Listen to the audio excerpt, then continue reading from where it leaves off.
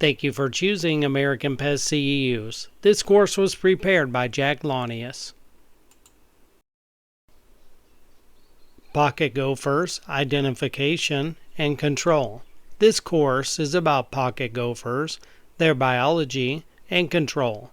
It will provide information regarding inspections, treatments, and necessary information regarding the practical application of IPM techniques for their eradication.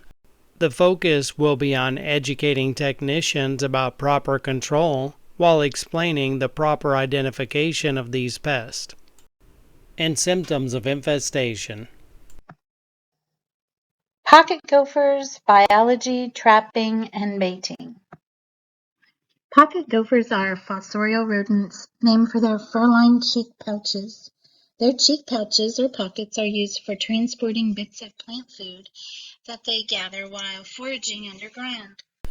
They have special adaptations for their burrowing lifestyle, including clawed front paws for digging, small eyes and ears, and sensitive whiskers and tails.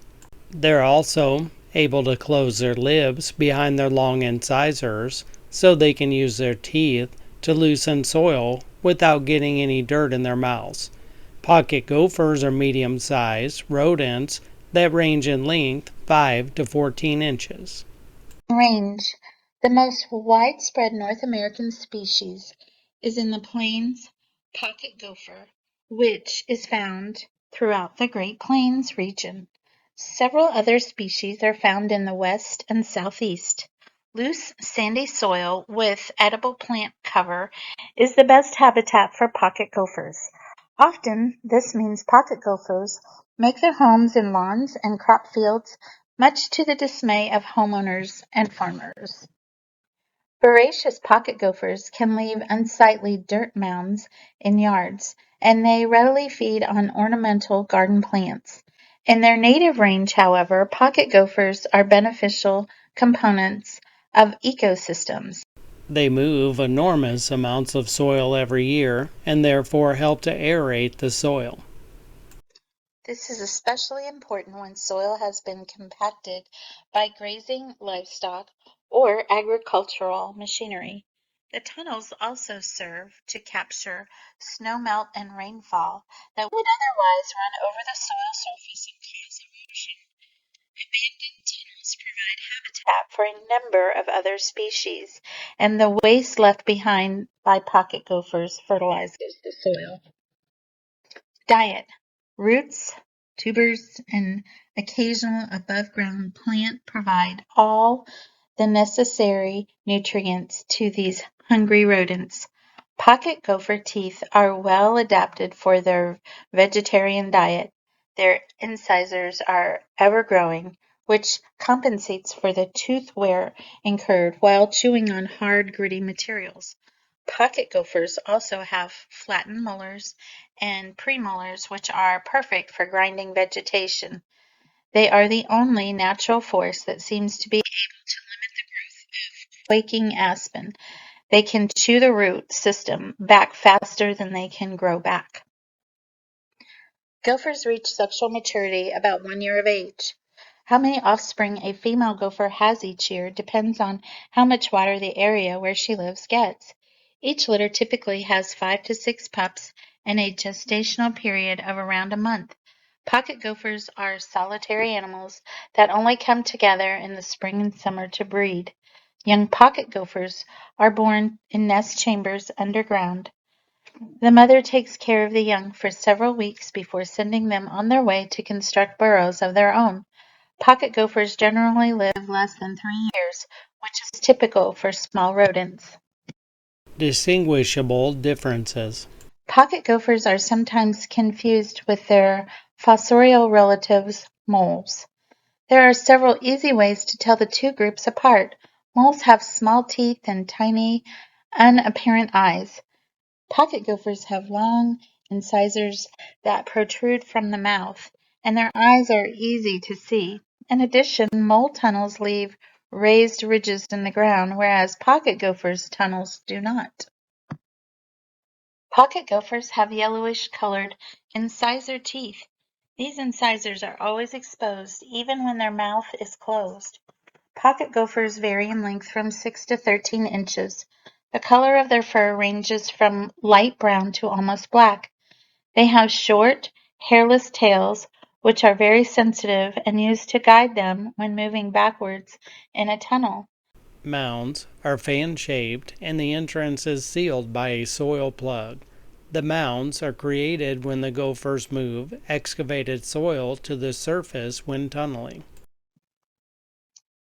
Pocket gophers are best identified by their external teeth pouches and the soil mounds they leave behind as evidence of their tunneling or burrowing activities. Pocket gophers, often simply called gophers, are burrowing rodents that get their name from their fur-lined external cheek pouches or pockets they use for carrying food and nesting materials. Pocket gophers are well equipped for digging, tunneling, lifestyle with their powerful built forequarters, large clawed front paws, fine, short fur that doesn't cake in wet soils, small eyes and ears, and highly sensitive facial whiskers that assist with moving about in the dark. Gophers' lips are also unusually adapted for their lifestyle. They can close them behind their four large incisor teeth to keep dirt out of their mouths when using their teeth for digging. Offspring: Gophers reach sexual maturity about 1 year of age. How many offspring a female gopher has each year depends on how much water the area where she lives receives. In non-irrigated areas, females will have 1 litter per year. In irrigated areas, females may have up to 3 litters per year, according to the University of California. Each litter typically has 5 to 6 young, and a gestation period of around a month. Juvenile gophers are called pups. Damage: Pocket gophers often invade yards and gardens, feeding on many garden crops, ornamental plants, vines, shrubs, and trees. A single gopher moving down a garden row can inflict considerable damage in a very short time by pulling entire plants into their tunnel from below. In snow-covered regions, gophers can feed on bark, called girdling, Several feet up a tree by burrowing through the snow, although most girdling damage to trunks and large roots occurs below ground. Damage: Gophers also gnaw and damage flexible plastic water lines and irrigation systems, particularly those types used for drip irrigation. Their tunnels can divert and carry off irrigation water, which leads to soil erosion. Mounds with mowing equipment and ruin aesthetics of well-kept turf grass. Exclusion: Underground fencing might be justified for valuable ornamental shrubs or landscape trees to protect existing planting, burrowing hardware cloth, or half to 3/4 inch mesh wire at least 2 feet deep with 90-degree angle away from the planting. This will help keep gophers from digging around the fencing boundary. Exclusion: Also extend the fencing at least 1 foot above ground to deter gophers moving over land. Use galvanized or stainless steel wire to extend the life of the fencing. This method is not perfect because persistent gophers can burrow below the wire and the wire can restrict and damage root growth of trees. Exclusion: You can protect small areas such as flower beds by complete underground screening of the bed's sides and bottoms. When constructing raised vegetable or flower beds, underlay the soil with mesh wire. To exclude gophers, to protect individual plants, install wire baskets, which you can make at home or buy commercially at the same time you are putting the plants into the ground.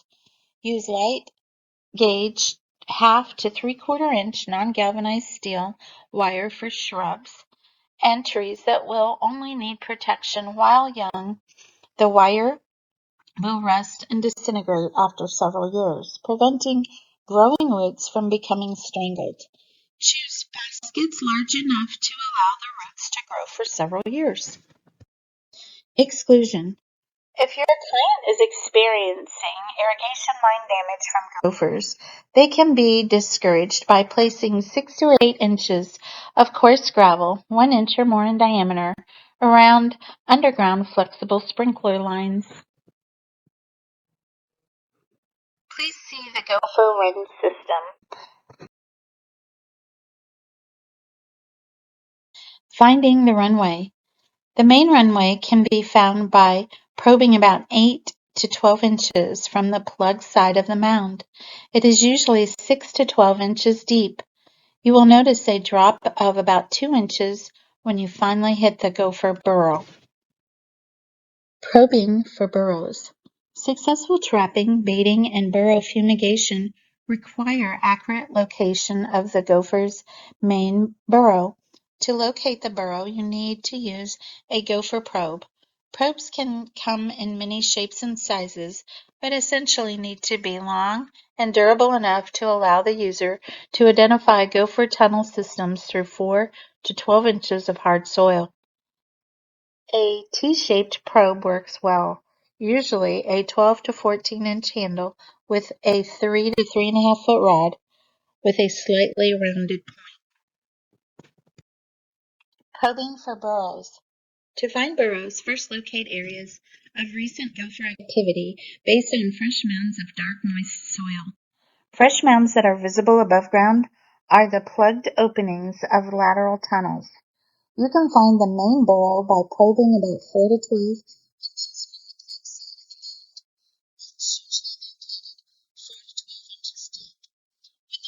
penetrates the gopher's burrow, there will be a sudden noticeable drop of about 2 inches to locate the gopher's main burrow, but your skill will improve with your experience because the gopher might not revisit lateral tunnels. Trapping and baiting them is not as successful as in the main burrow. Considerations for baiting. Trapping may be very unsuccessful if the pressure from neighboring properties is too high or if the customer's tolerance level is too low. Baiting should be done in the most effective way that will limit the use of bait within reason. Bait should be applied at the label rate and never more.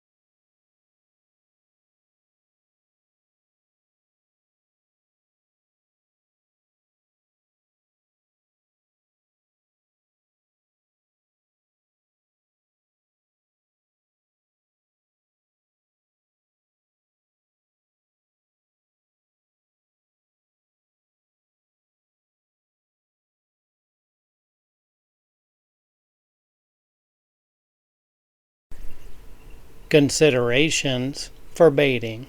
Strychnine treated grain is the most effective type of bait used for pocket gopher control. This bait generally contains 0.5 strychnine and is lethal with a single feeding.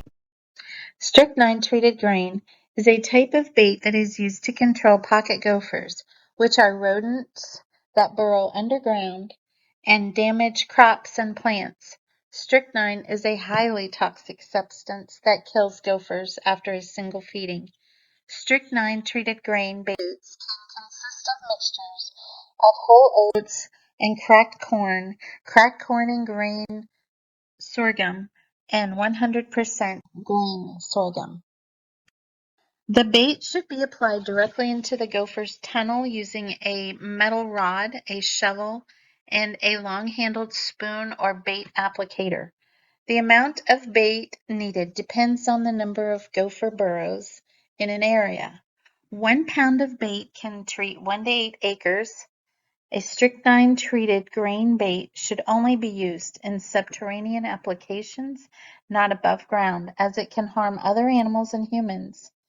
It is important to follow the label instructions and safety precautions when using this product. Considerations for baiting. Baits containing 2.0% zinc phosphide are also available. As with strychnine, these baits are lethal after a single feeding.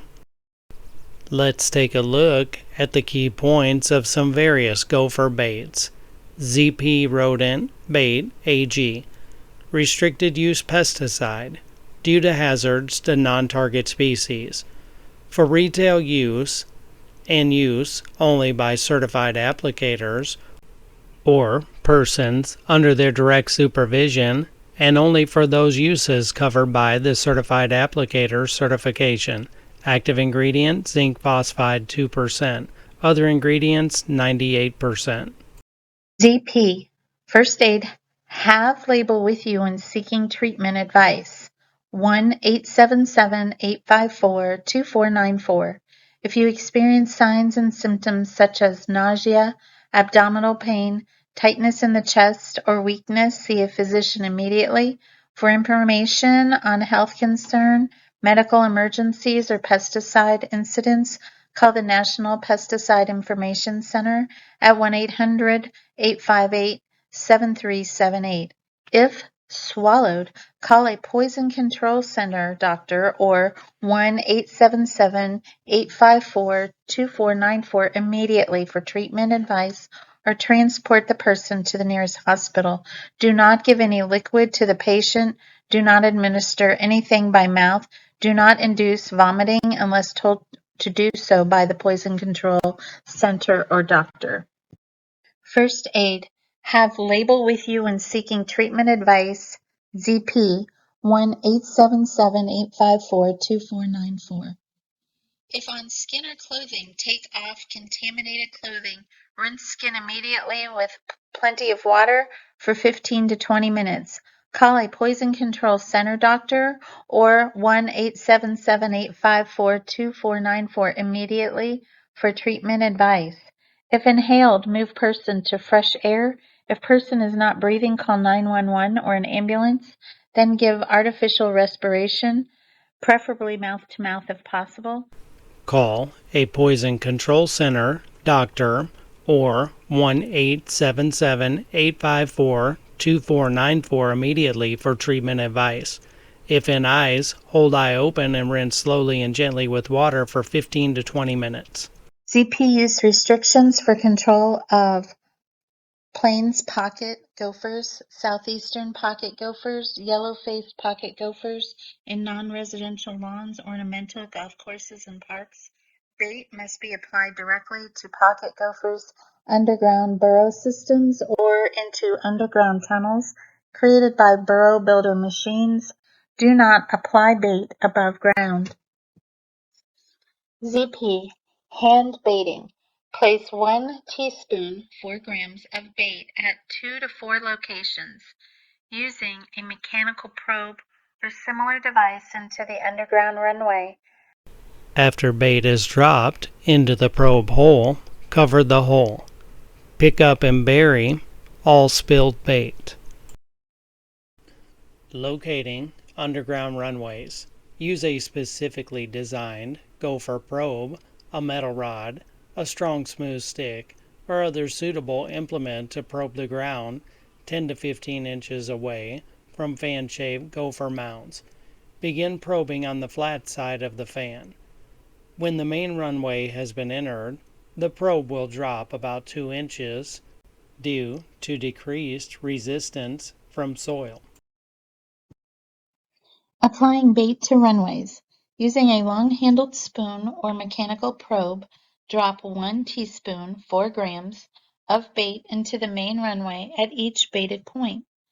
Cover the opening with sod, a rock, or soil to exclude light. Take care not to cover bait with soil. Depending upon mound density, make 2 to 5 bait placements per burrow system. Recover and bury all spilled pellets. Applied in this manner, 1 pound of bait will treat 1 to 8 acres, depending upon the number of gopher burrow systems present. Multiple feed anticoagulants, chlorophacinone and difascinone, are available as well. When using anticoagulant baits, you need to apply a large amount of bait, about 10 times the amount needed when using strychnine baits, perhaps requiring multiple applications, so enough will be available for multiple feedings. Although generally less effective than strychnine baits, anticoagulant baits are less toxic after ingestion of a single dose and have an antidote available. As such, they are preferred in areas where children and pets might be present.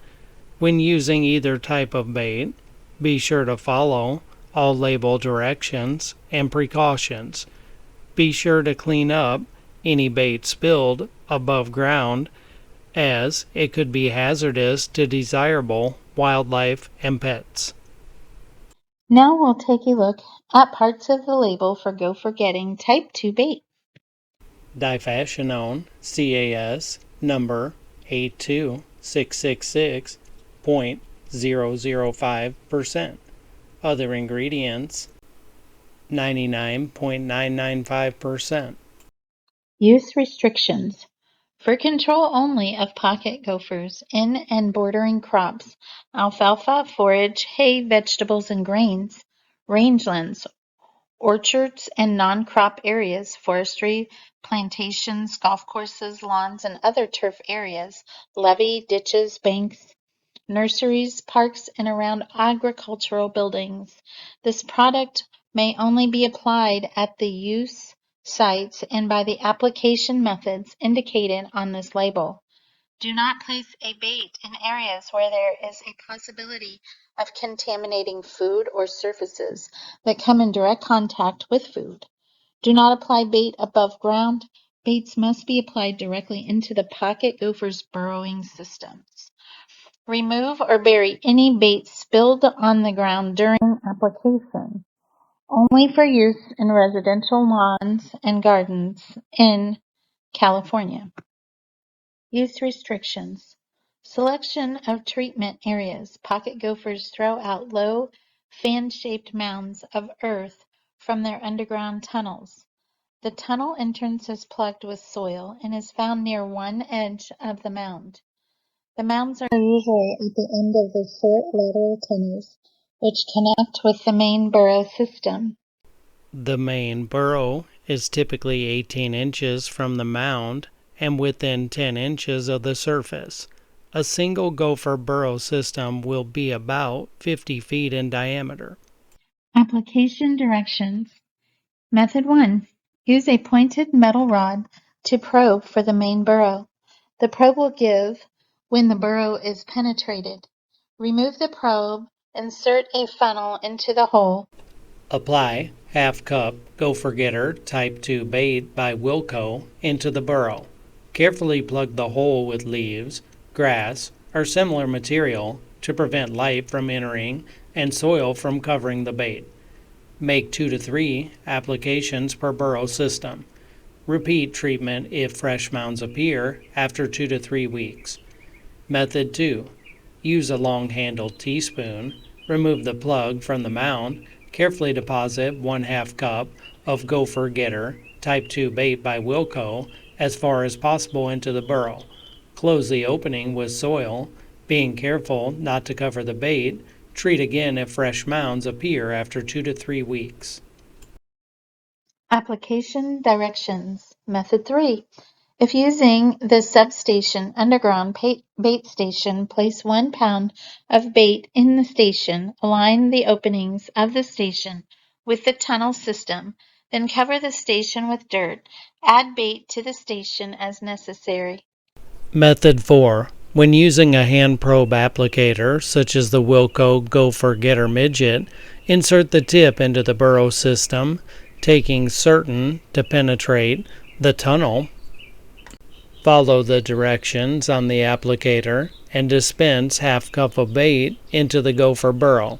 Remove the probe and close the remaining hole by placing a sod plug over it or kicking the opening closed. Treat again if fresh mounds appear after 2 to 3 weeks. We'll take a look at parts of one additional label for Wilco Zinc AG bait.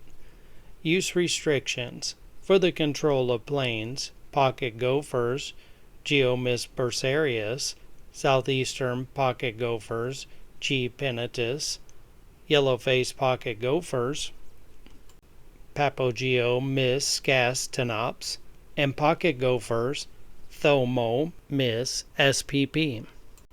On lawns, golf courses, forest areas, not for use in California, parks, nurseries, rangelands, grain fields, forage crops, hay and alfalfa crops, vineyards, orchards, tree plantations, and vegetable crops. Bait must be applied directly into pocket gophers' underground burrow systems or into underground tunnels created by burrow builder machines. Do not apply bait above ground. Hand baiting. Follow the directions indicated below to locate and treat pocket gophers' burrow systems. Hand baiting. Follow the directions indicated below to locate and treat pocket gophers' burrow systems. Locating underground runways, use a specifically designed gopher probe, a metal rod, a strong smooth stick, or other suitable implement to probe the ground 10 to 15 inches away from fan-shaped gopher mounds. Begin probing on the flat side of the fan. When the main runway has been entered, the probe will drop about 2 inches due to decreased resistance from soil. Hand baiting. Follow the directions indicated below to locate and treat pocket gophers' burrowing systems. Applying bait to runways. Using a long-handled spoon or mechanical probe, drop 1 teaspoon or 4 grams of bait into the main runway at each baited point. Cover the opening with sod, a rock, or soil to exclude light. Take care not to cover bait with soil. Depending upon mound density, make 2 to 5 bait placements per burrow system. Recover and bury all spilled bait. Applied in this manner, 1 pound of bait will treat 1 to 8 acres, depending upon the number of pocket gopher burrow systems present. It is important to remember that bait application for gophers is only allowed directly within burrow systems. Above-ground application is illegal and ineffective and may expose pets and non-targeted wildlife to poison bait. Bait application should not be made in gardens with root vegetables, as these vegetables could come into direct contact with the bait and expose people to the pesticide. After placing the bait in the main tunnel, close the probe hole with sod, rock, or some other material, including plugs made from newspaper that excludes light while preventing dirt from falling. On the bait, several bait placements within a burrow system will increase success. Tamp down or clear existing mounds so you can distinguish new activities. If new mounds appear more than 2 days after strychnine or zinc phosphide baiting or 7 to 10 days after using anticoagulant baits, you'll need to rebait or try trapping. Baiting tips. It is more likely that gophers weren't attracted to the bait than they were immune to it. New gophers reuse old runs, so consider when a treatment appears to be ineffective, whether the bait didn't work or if it did and new gophers infested. Always stuff the holes you make with newspaper, or the bait may become lost in the dirt or unattractive to gophers. Fumigation. Fumigation with smoke or gas cartridges usually isn't effective because gophers quickly seal off their burrow when they detect smoke or gas. However, fumigation with aluminum phosphide, a restricted use application, is effective at controlling gopher population. Check with your local state and regulatory agencies for allowable uses. Fumigation. Be aware that new regulations greatly restrict the use of aluminum phosphide in residential areas. Applications can only be made within burrow systems located more than 100 feet away from any building where humans, domestic animals, or both or may potentially be found. Within residential areas, aluminum phosphide can only be applied in parks and athletic fields. As such, it likely won't be available for use on most residential properties. One of the more common fumigants is fumitoxin tablets or pellets, restricted use pesticide. Due to high acute inhalation toxicity of phosphine gas for retail sale to dealers and certified applicators only, for use by certified applicators or persons under their direct supervision, and only for those uses covered by the certified applicator's certification. Refer to the directions in this applicator's manual for requirements of the physical presence of a certified applicator. Consult with your state lead pesticide regulatory agency to determine regulatory status, requirements, and restrictions for fumigation use in that state. Call 540-234-9281 or 1-800-330-2525 if you have any questions or do not understand any part of this labeling. For use against insects which infest stored commodities and control of burrowing pests, active ingredient aluminum phosphide 55.0%.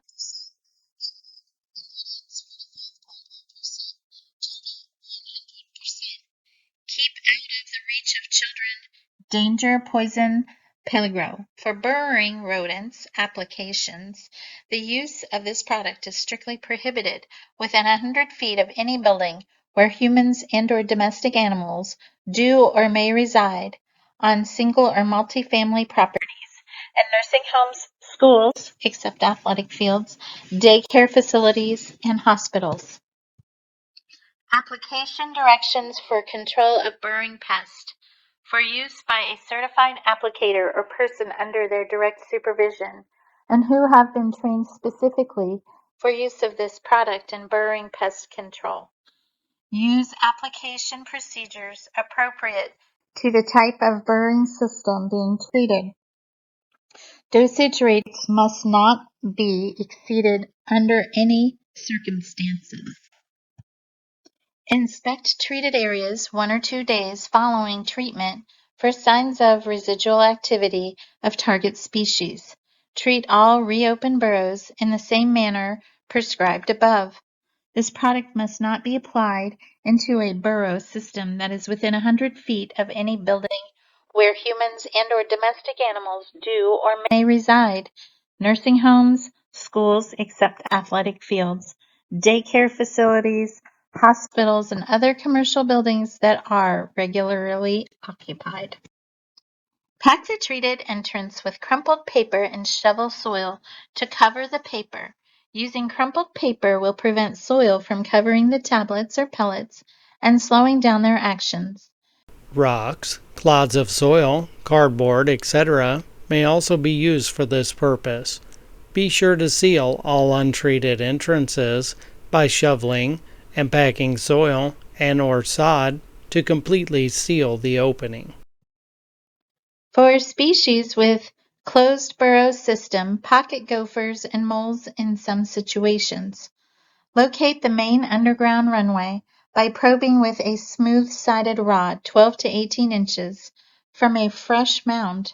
For pocket gophers, begin probing on the flat side of the mound. A sudden reduction in soil resistance to the probe indicates that the main runway has been located. Once the main runway is located, remove the probe and apply 2 to 4 tablets or 10 to 20 pellets throughout the probe hole. Adjust treatment rate according to the level of soil moisture, using more pellets or tablets if the soil is relatively dry. Do not treat if soil is extremely dry or if there are no signs of recent gopher or mole activity. For species with closed burrow systems, pocket gophers and moles in some situations, make a tight seal to close probe hole by using a clod of soil or a sod plug to cover the hole, or by using the heel of your shoe to push sod and/or soil over the surface opening. If the probe hole is more than 1 inch in diameter, place crumpled paper in the hole before closing it with soil and/or sod. 2 days after treatment, you may check area for residual pest activity by poking holes in main runways of burrowing systems, flagging holes, and inspecting them 2 days later. You should retreat all reclosed systems on both sides of the plug. Environmental hazards. This product is very highly toxic to wildlife. Non-target organisms exposed to phosphine gas will be killed. Do not apply directly to water or wetlands, swamps, bogs, marshes, and potholes. Do not contaminate water by cleaning of equipment or disposal of wastes. Fumitoxin works extremely well, but you must be well trained and know the label. Before applying fumitoxin, always read the label.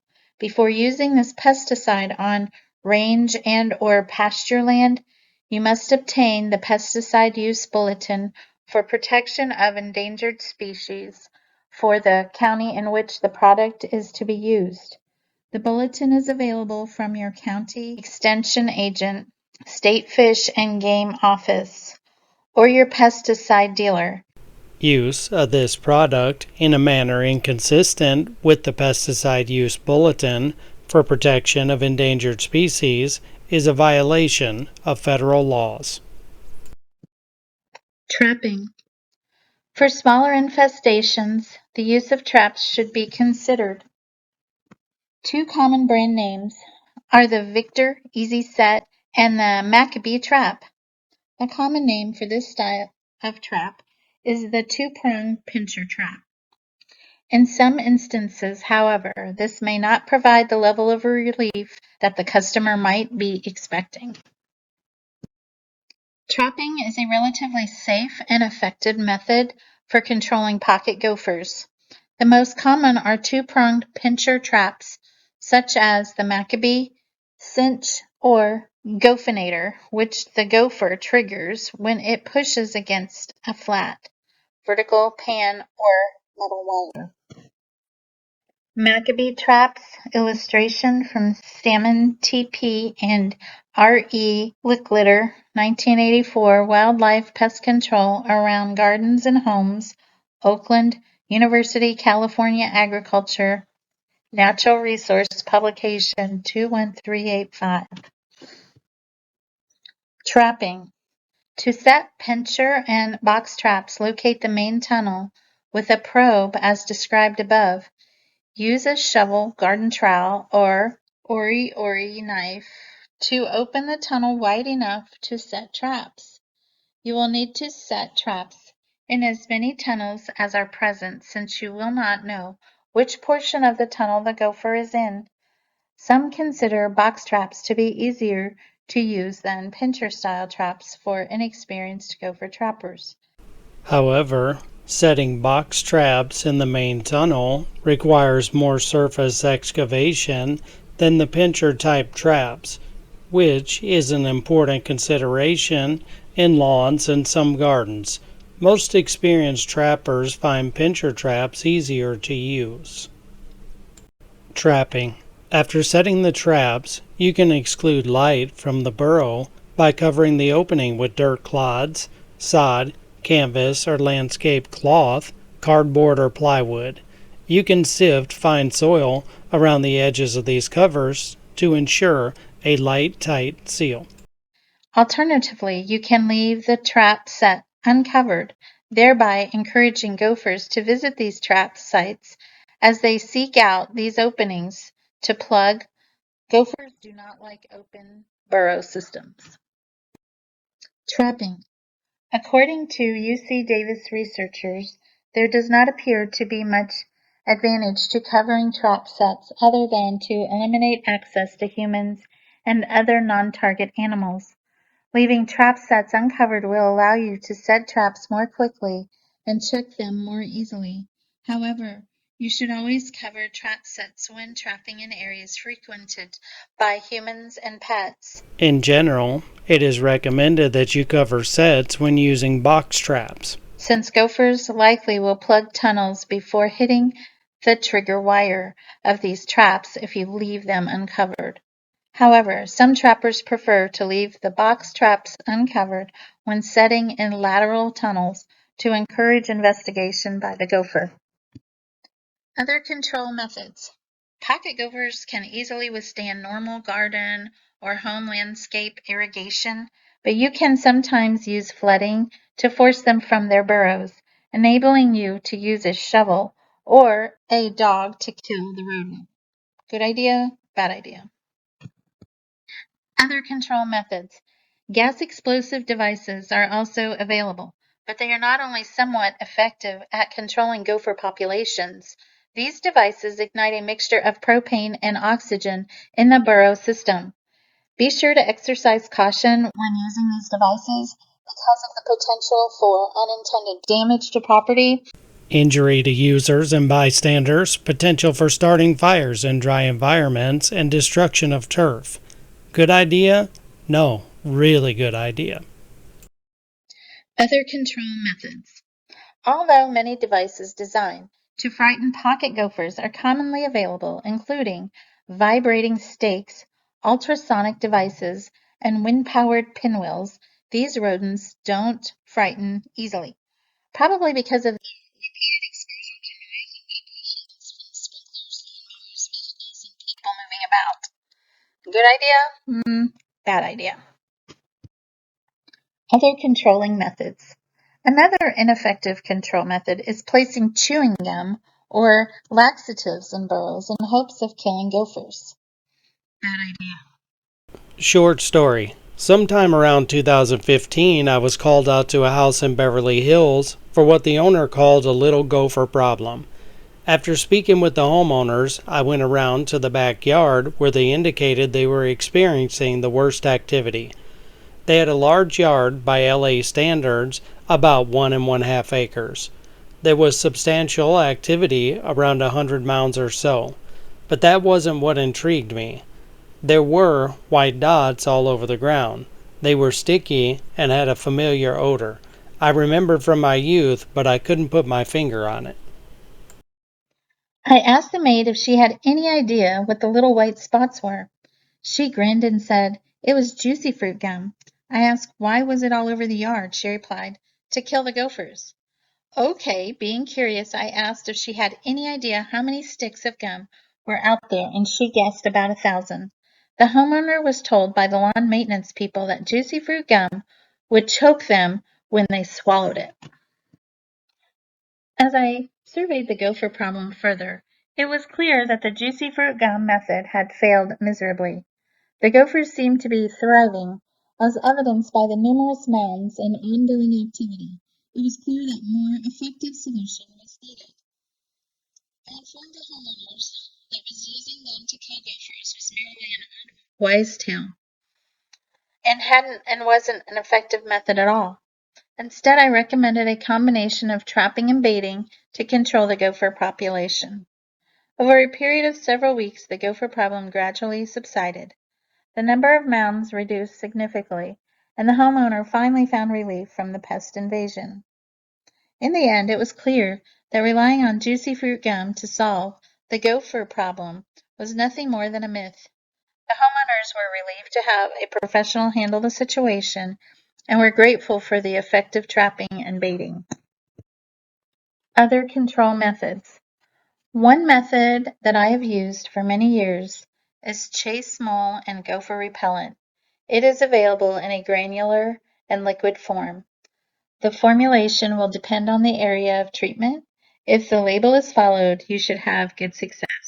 This product is EPA exempt, making it a good choice on sensitive accounts. Good idea. Chase Granular Mole and Gopher Repellent. In many areas of the country, there is a serious concern about off-target impact and bioaccumulation in animals, as it should be. Chase offers an alternative to trapping, baiting, fumigation, and exclusion. Many homeowners, business owners, and owners of unimproved property that want a least toxic or least invasive control strategy, the ones that have usually tried chewing gum, laxatives, explosives, or smoke bombs, are open for the use of Chase. What is Chase? Chase liquid mole and gopher repellent is made from castor oil and garlic oil and is biodegradable, environmentally friendly, and safe to use around pets, birds, and plants. What is Chase? Chase comes in both a granular formulation and a liquid formulation. Not harmful to birds, pets, or plants. Caution: keep out of reach of children. See back panel for additional precautionary statements. Active ingredients: castor oil, USP or equivalent, 19.5%. Sodium, lauryl, sulfate, 4.5%. Inert ingredient: corn cob granules, 76%, for a total of 100%. This is the granular formulation. This is AI in the liquid formulation. Active ingredient castor oil, USP or equivalent sodium lauryl sulfate, 80%. Inert ingredient is water, 20%, total 100%. Caution: keep out of the reach of children. See center panel for additional precautionary statements. Amount of Chase, 16 ounces. Amount of water, 16 gallons. Area to be covered, 5,000 square feet. Amount of Chase, 32 ounces. Amount of water, 32 gallons. Area to be covered, 10,000 square feet. Amount of Chase, 1 gallon. Amount of water, 100 gallons. Area to be covered, 1 acre. Chase special proprietary ingredient penetrate deep into the soil where critters live and feed. Since they don't like how the product tastes, smells, or feels, they become distressed and leave the area. Chase penetrates quickly into the soil without leaving residues behind that can discolor grass or plants. Chase granular mole and gopher repellent. As I mentioned, sensitive accounts and environmentally conscious clients look for alternatives that work. I'm including portions of the directions of use for the product, so if you haven't had experience with this, it will give you an overview. For the granular formulation, apply when tunnels or cone-shaped mounds appear in soil from early spring to late fall. To determine if tunnels are active, flatten tunnels and examine in 24 to 48 hours. Active tunnels will reappear and should be reflattened after chase is applied. As gophers or moles begin to react to chase, increased tunneling activity may even be noted. Chase granular mole and gopher repellent. Treating large areas. While you can apply Chase to an entire yard in one treatment, another strategy that has proved to be effective is to move the moles or gophers in the direction you'd like them to exit the property. To accomplish that, apply Chase to 1/3 of the area to be treated, beginning with one furthest from the direction you want them to leave. If you want pests to move from your flower garden toward a fence, begin at the garden. Then, at 1 or 2 day intervals, apply the product to the other areas closer to the fence, ending with the one nearest to it. This approach is particularly effective when the area to be treated is larger than 100 feet by 100 feet. Chase granular mole and gopher repellent. You can water Chase in to speed its penetration into the soil, or you can let nature do it with the next rain. Over time, the granule will decompose and release the repellent into the soil for a time-release treatment. In addition, the carrier used in this product is an all-natural and fully biodegradable material. Another option is the liquid formulation of Chase. Begin spraying Chase to the area, using the systematic routine to assure full coverage. In order to ensure complete treatment, it's recommended that you slightly overlap each area. Areas larger than 50 by 100 feet may be more effectively treated on successive days or even with several days between. In sections roughly 1/3 of the total area, beginning with the one farthest from the desired exit point. Chase granular mole and gopher repellent. I have found it best to water in both products at the time of application. Leaving it to a gardener, the homeowner, or the chance of rain will leave you open to failure. So one thing we definitely don't want to do is we don't want to think that the homeowner or a gardener or somebody like that is going to follow the product label. That's why it's always important in our industry that we understand the label and we follow it to make sure it's done correctly ourselves. Damage. Pocket gopher can be an unwelcome guest in lawns.